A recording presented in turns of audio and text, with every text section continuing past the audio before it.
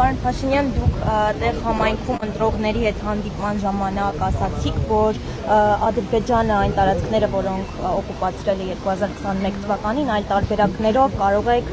հետ վերադարձնել։ Ինչ տարբերակների մասին է խոսքը։ Բայց այստեղում ասել եմ նաև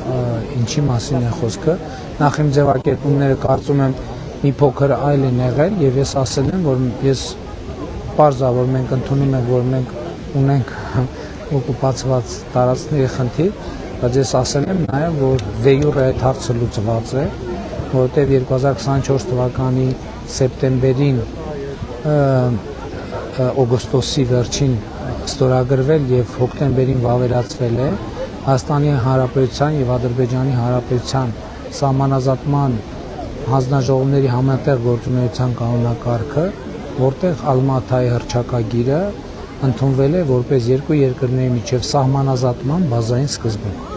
Սա նշանակում է, որ Հայաստանը եւ Ադրբեջանը, իմիջիալոց ասեմ, որ այդ փաստաթուղթը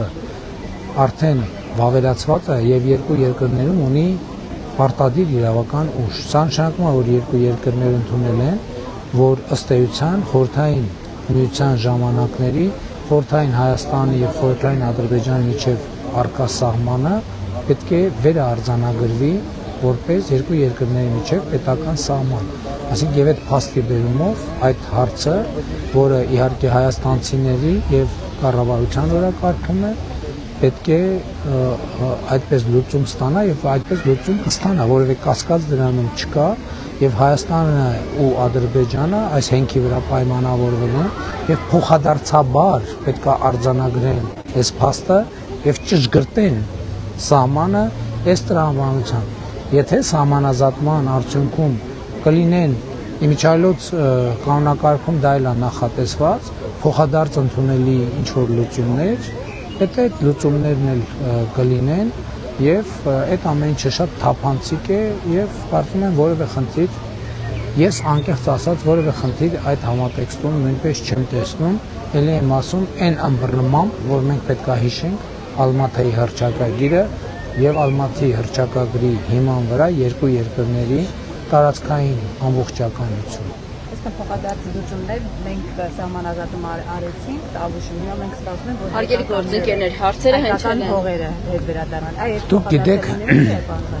դուք գիտեք, որ մենք ունենք պայմանավորվածություն, որը արդեն հրապարակված է, որ հյուսիսից հարավ է գնալու սահմանազատումը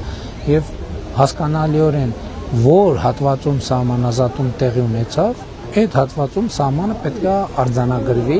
եւ սահմանազատման տրամաբանության մեջ պետք է process-ները թափանցիկ կերպով հասցեագրվեն։